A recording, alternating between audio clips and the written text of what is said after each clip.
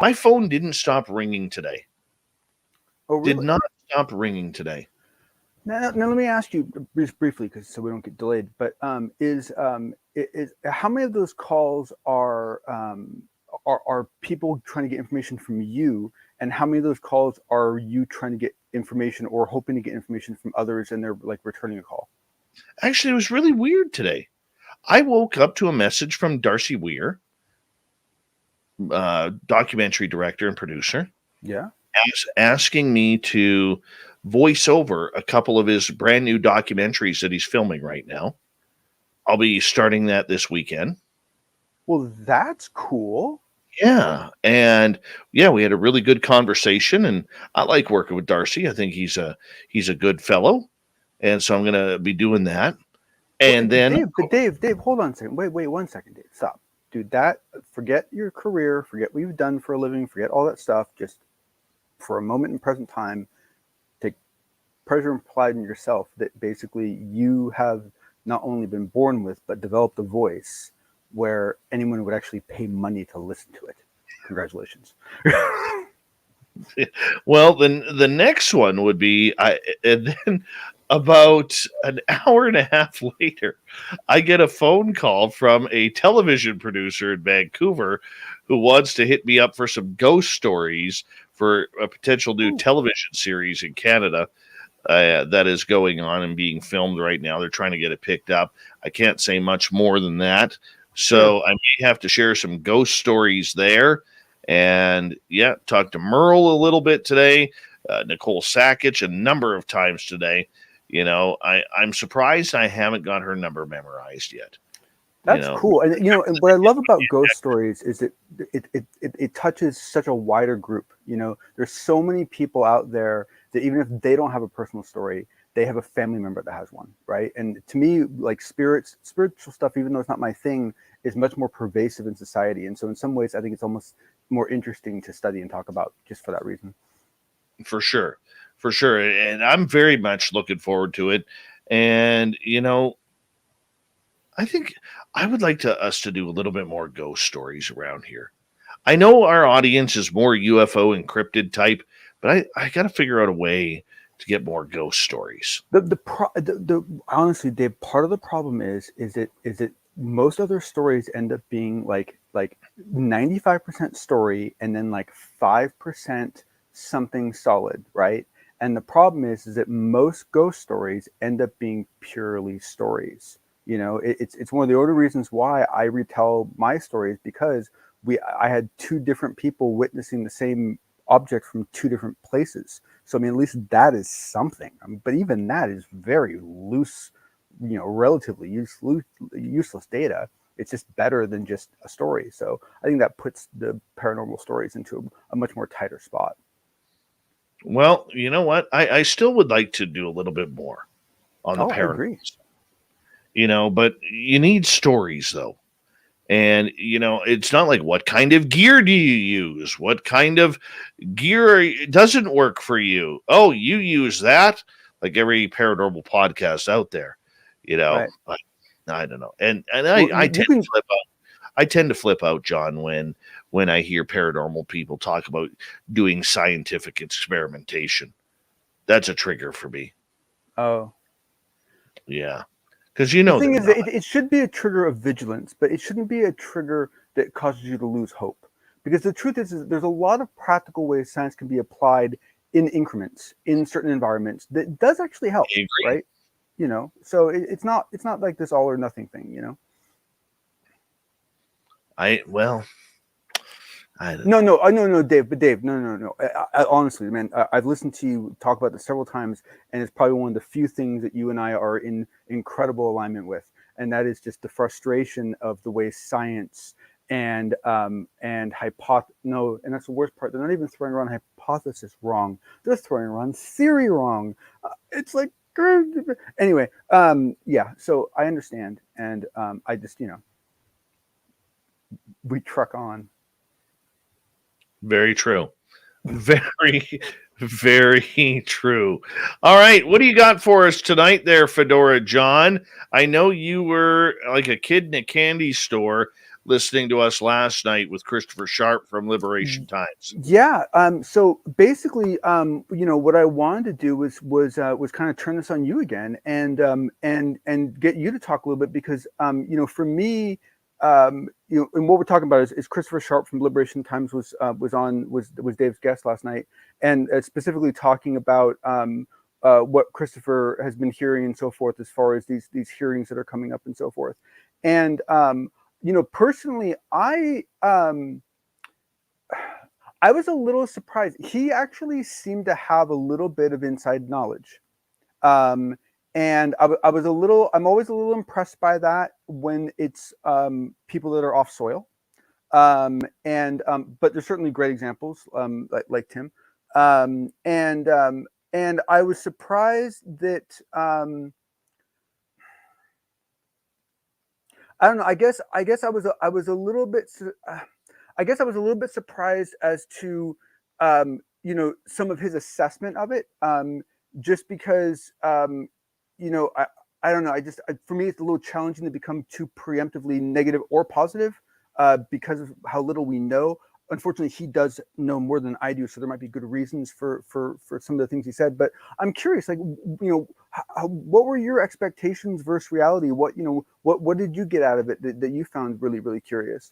Well, the one thing that and that's a good question. The one thing that I really liked about Christopher Sharp from the Liberation Times is how he was calling things down the middle.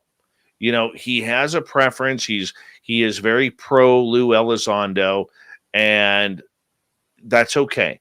But he knows, and he has the professionalism to be able to call it down the middle and just present the facts the way journalism should be. And I think between the current state of journalism, which has evolved into siding with political parties and whatever their agendas are in the mainstream, combined with what we see in the podcast world, where people are more expressing their opinion rather than the facts that run down the middle, I think it set a real dangerous precedent for trying to acquire proper information. And I have, over the last couple of months, really been looking at the work that the Liberation Times has been doing.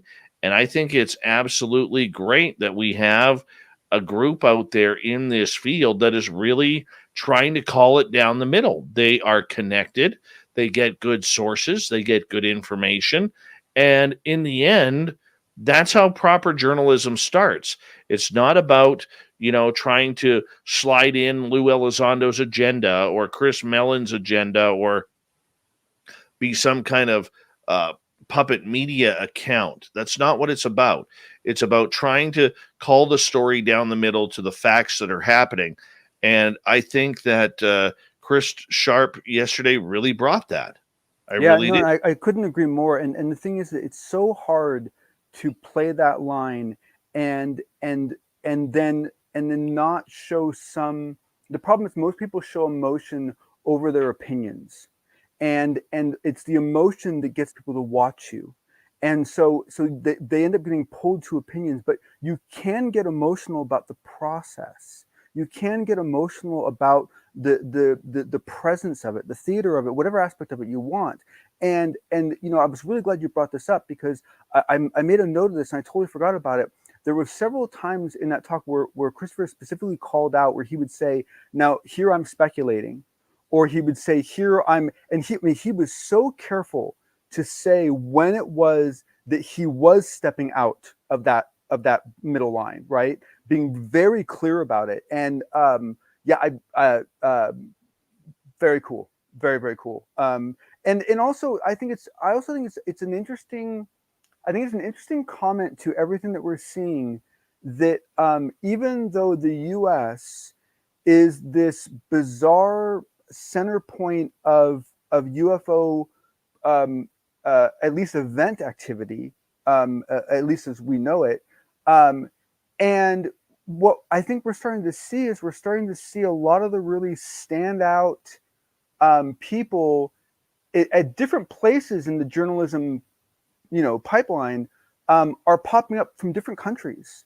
and are really are not only bringing a lot of cool value to it, but are really, I think, kind of illustrating something I think we all forget, and that is that no matter how many times you think a magazine's been done, no matter how many times you think a newspaper's been done, if you can find a cool new angle, it's amazing how people will actually pivot to you. And I think Christopher Sharp and everyone else over there at Liberation Times is doing a great job. But I was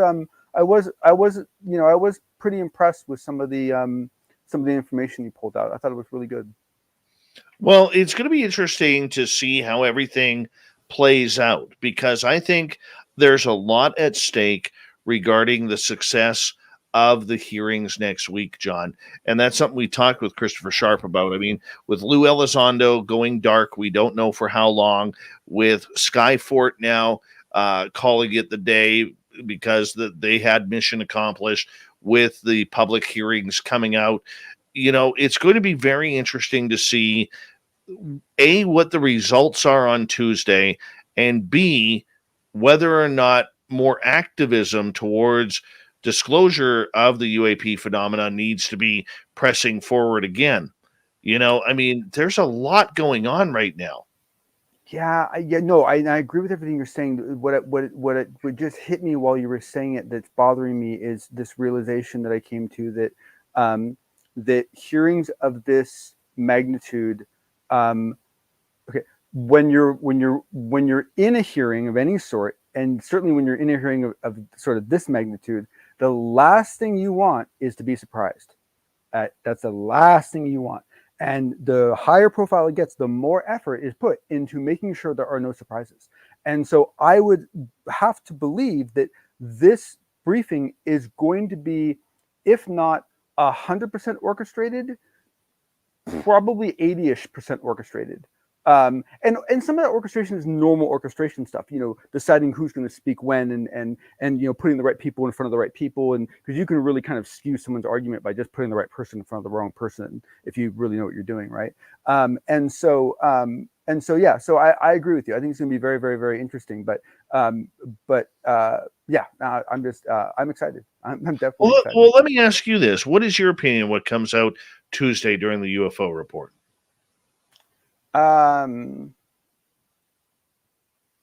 So it's probably gonna irritate people. It's okay though. Wouldn't be the first time. For me, I've already gotten out of it what I wanted.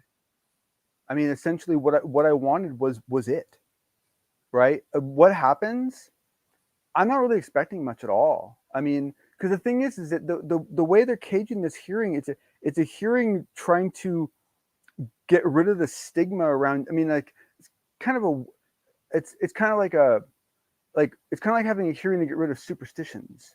It's kind of an umbrella idea, and it's really meant, I believe, to kind of, I don't know, the way I'm hearing grumblings, I'm really starting to think that there is going to be one orchestrated spectacle of some sort, but I don't think that that's necessarily, once again, going to be anything that's going to convince someone like, I don't know, pick your favorite, skeptic, right? Now, I would sincerely hope that what we would get out of this briefing is a very, very clear idea as to what we want that next briefing to look like and what we don't want it to look like. Because I don't know how much they're going to be looking at. I mean, there's not any, the precedent they're going to be using are going to be like briefings about, pork features and so forth, right? So, I don't really know if yeah, I don't know. I'm worried about that part. As we got about a minute to go here before we gotta go to break at the bottom of the hour, Jon Hudson from the Unbiased UFO Report is here tonight. John, with the hearings, I mean, we heard Dr. Bob McGuire earlier on state that he believes that we are going to hear from the public hearings that these craft are not of this earth, confirmed 100%, which opens up a huge Pandora's box to what's next. What do you feel is going to come out of this? 30 seconds. There is a very good chance that they will say something like that. However, them saying that might not necessarily shift anyone because essentially they've already heavily hinted at it. So I don't know if it's going to move as much rock as we hope it will. We're going to get more into it with the fedora wearing Jon Hudson when we return on Spaced Out Radio, as we love the Unbiased UFO Report from the fedora wearing one. You know, when Jon takes off his fedora, he literally loses all of his powers. He does. My brain's exposed. So the final half hour of the show when we return right after this. Stay tuned.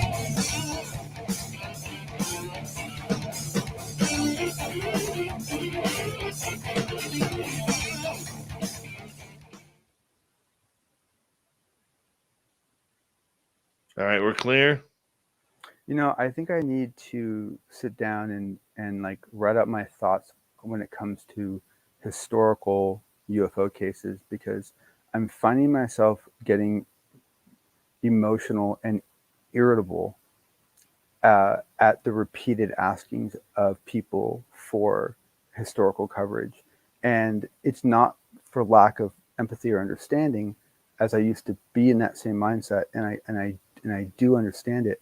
I just find myself getting very irritated by it, and I need to figure out why, because it doesn't really make sense. And so I think I need to go think on this for a while, because it doesn't make sense that it would bother me so much, but it really does. Because I guess to me, oh, anyway, we can talk about it later. But to me, there's an accountability aspect to the historical aspect, and I don't know if that accountability has a value if it's not dripping in revenge.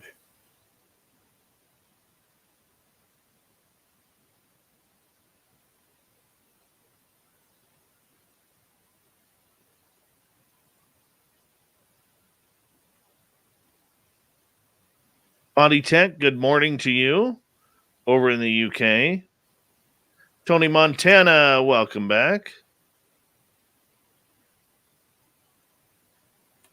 Hey, Dave, if you do that thing ghosting, you can have my story if you want. No, it's about the Gold Rush Trail. Oh, far out. So it's going to be specifically, oh, neat. Yeah. Oh, oh, wow. Oh, Dave, that's going to be cool. Ooh, that would be neat. Oh, yeah. So we'll see.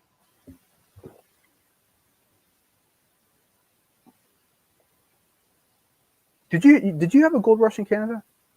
Yeah. Dude, the Gold Rush Trail starts in Nevada and California, comes right by my house here, man. I figured it, but I didn't know if the gold went all the way up there. So basically up through British Columbia. Yeah, right up to the Klondike. And so you guys had did it boom all along that range, or was it like just the Klondike area and then just like? Dude, there is so much gold. Apparently, when they built the new highway here, the rumor is at one part of the highway they accidentally covered up and built the highway over like gold that is worth like $8 to $15 million right now. That was hidden.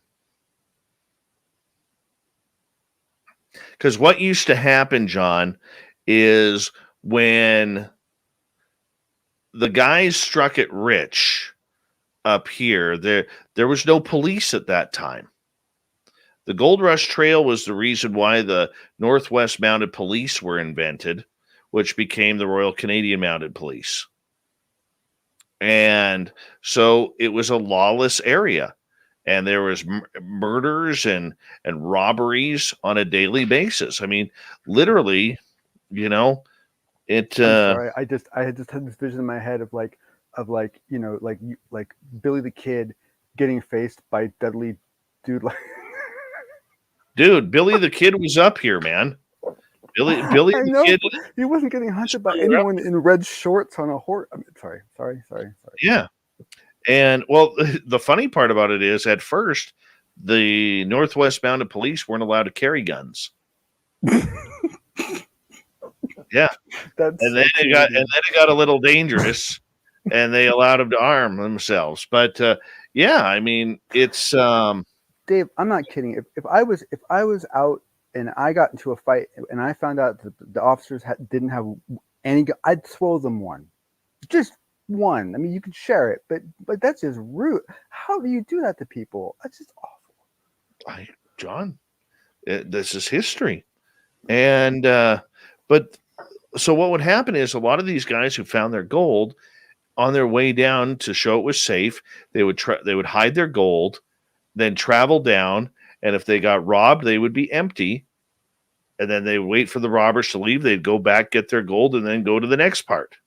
And some of that gold was forgotten or lost because people were murdered, people disappeared, they forgot where they put it in a drunken stupor, you know.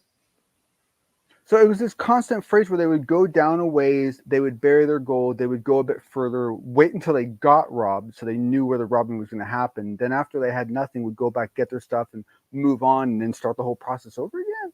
Exactly. That's insane.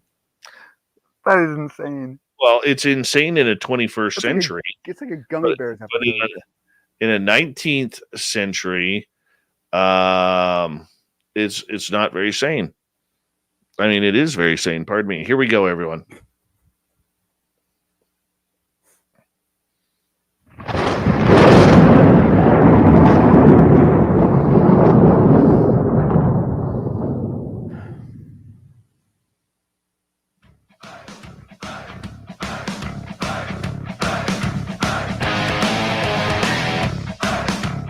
We're rounded third. We're heading for home tonight on Spaced Out Radio.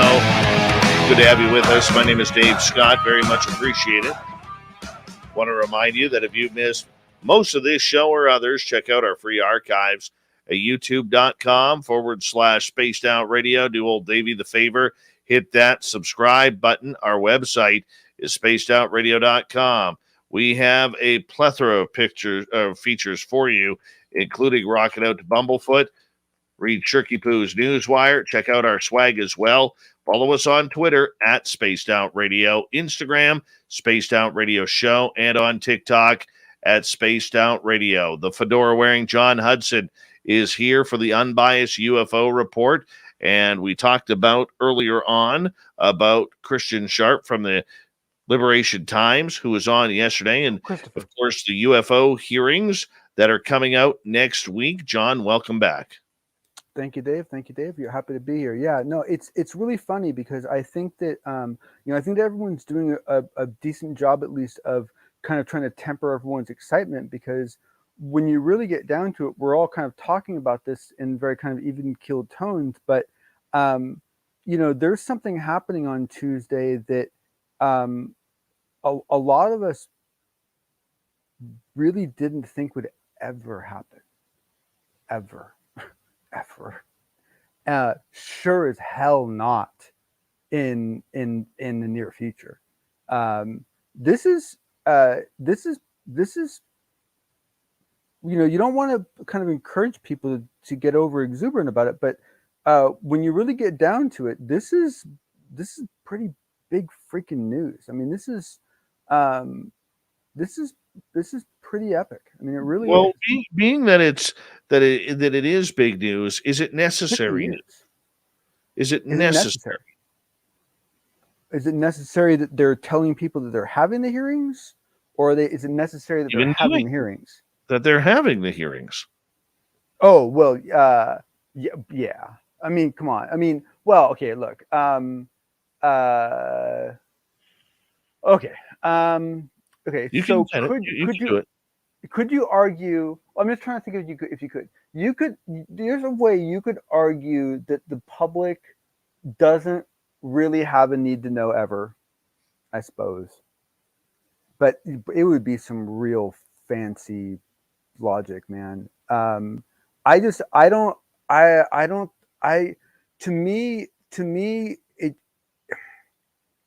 me, a lot of this was not a question of if, it was a question of when, right? A lot of this really always was a question of when. And for me, hearings were a question of when. And I consider myself to be a pretty optimistic person in general, and especially with some of the people, compared to some of the people I hang out with. And I was thinking maybe 5 years? I mean, come on, Dave, did you really think?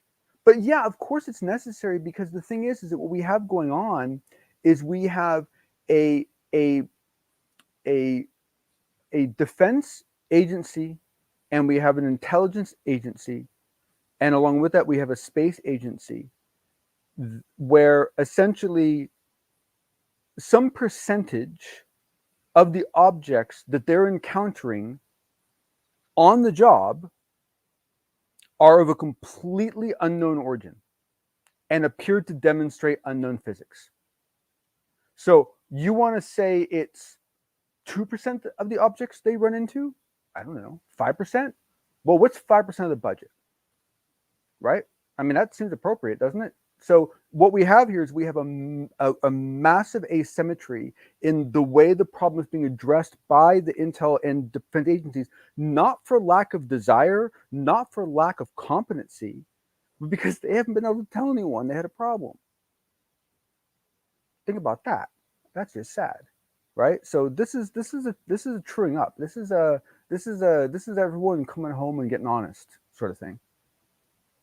Well, we need some honesty. We also need transparency. And there's a big difference, John, between honesty and transparency. Well, yeah, two different things. Because you can be very dishonest about how non-transparent you are. The thing is that you know, the challenge is that until we get a completely different agency within the government who is in no way, shape, or form in the path of defense of the country, okay? That they are not in a defense mindset, right? They're not in a adversarial mindset, right? Until we get the bulk of that out of those groups, there is always going to be a large element of what is learned that's going to stay classified, because it's going to have strategic advantages. It's going to have technical. It's going to have fear factors. It's going to have motivation and even humiliation and even intimidation factors to it, right? A lot of people don't know this, but our F-22, did you know we do not fly that into certain areas because it's too advanced, and the asymmetry that it would present would actually be a problem? Think about that, right? I mean, what kind of areas does it not fly in? Basically, we will not send it into an area where their Air Force is so far behind as to make it so that there's absolutely no point in them even taking off. Because that sort of asymmetry between your force and the fighting force that's coming for you can cause such intimidation and such psychological damage that it's not worth it. It causes people to act irrationally. Wow. All right, final topic for you tonight. Let's get to Airbnbs on Mars. Yes. So is this another Elon Musk thing? No. I sent you a picture. Can you throw it up, or can you not do that? Well, let's take a look. Oh, yes. I've seen this picture, and I was hoping that you were going to bring it up. So this photo, John, explain it for our radio audience who's not be able to see it. So this is a photo that was recently taken. I don't remember the exact time. I think it was, I want to say it was September. It was very recent. And basically what it is it appears to be, let's just say that, it appears to be a large piece of irregular stone that is some number of distance away from what appears to be a very rectangular opening inside a hill, essentially. And it because of the angle, because of the way it's cut, because of all the things involved, it really implies that there is a tunnel there. Now, the truth of the matter is that opening might only be 3 feet deep, right? We don't know because we don't have enough camera angles to it, right? However, what I find very interesting is that over the day we did get more and more camera angles presented, and we did end up with some pretty interesting discussions about, what might eject a rock that size. What might the problem is that the implied geometry of the inner cavity. I got to be honest, it really does. It does it's a damn fine optical illusion if it's nothing, right? But then some more photos start coming out that were adjacent to this one, and you end up with one of the panoramic stitch togethers where you can see the front of the rover in the photograph, right?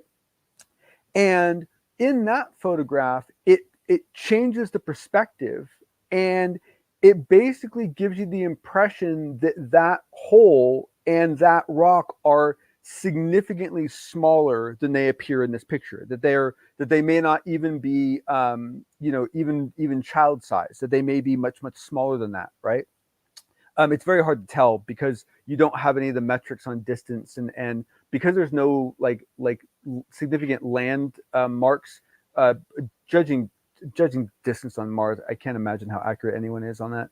And so, but the thing is that one thing I find kind of interesting is that we're going to go on a little if tree, okay? So if you believe that there's an intelligent independent species coming to Earth, and if you believe that these things can evolve anywhere else, and if you believe that there are lots of them evolving in lots of other places, then you really shouldn't be so uppity about how big we are, right? Because ultimately, how do we know that the first intelligent life we run into isn't going to be 12 inches tall? Or quite honestly, this might not be the result of an intelligent thinking creature. Maybe it was the work of a semi-intelligent, animalistic creature that died how many millions of years ago, and for some weird reason, the tunnel persisted. Who knows? My personal opinion, if that geometry is as clean as it looks, I would almost argue that if you can come up with a natural process to explain how that happened, the natural process might actually end up being even more interesting than a crazy one, because it's a very man-made looking thingamajigger, no matter how big it is. Let me cut you off right there, because Please. With this photograph, it's black and white. It seems to show a lot of imperfections on there, but on my screen, when I look inside this tunnel, to me it looks like there's power lines in there to lift the door and bring it back down. It looks like there is some sort of mechanics in there to lower the door. I mean, this is a real interesting shot. What we haven't heard from you yet is, where was this picture taken and by whom? Well, what's really interesting, Dave, is that I don't see what you're seeing when you say that at all. I was really surprised to hear you say that. I got a great view on my big screen, man. Yeah, no. Well, I can zoom in quite far, and I can see the fissure in the wall. This appears to be a stress fracture that appears to be running down the side of it. But to me, or is it a power line? I would fire anyone that ran a power line like that. That's sloppy. I don't know. I suppose. I don't know. I don't. I mean, my assumption, even if we find something that we discover was actually made by an intelligent creature, my first assumption would not be that it's one that's still alive, right? My assumption would be that it could be one that's still alive, and it could be one that died 3 million years ago. But back to the photo. Where on Mars? Oh, I'm sorry. I apologize. Yeah. So that one, I apologize. I had that, and I was looking for that information right before the show, and essentially that's why I was very close to not making it. And I apologize. I can't find it at the moment. I know it was a Mars rover. I know it was either ours or it was a European group, but I'm pretty sure it was ours. And I know it was within the last 6 months. Wow. I'm surprised a photo like this, if real, was actually released. Well, you could almost argue that is in itself almost an argument against it being something really dramatic, because you might think that if it's really obviously dramatic, that you would that there would be some kind of a reaction to that, and then they might not release that picture for some reason, right? Whereas they did release the picture very cleanly. And the thing is that we've seen it. Like, I don't know if they're still doing this, but for a long time they were releasing things like frame numbers and things like that, so you could tell when they cut out frames, right? Like, it was not like it didn't take rocket science to figure that out. Now, Dave, I'm sending you another picture right now, and this is the conglomerate picture that is a bunch of pictures stitched together, where you can see the shadow and a couple pieces of the rover down in the corner. And then if you look out, there's a red circle, where I didn't do that, someone else did that, where they're circling the actual opening. And that basically is another view, is that red circle up on top. That's actually the same opening. So that's either made for rats or little aliens compared to the size of the drone, or it is very far away and you can't really tell the size.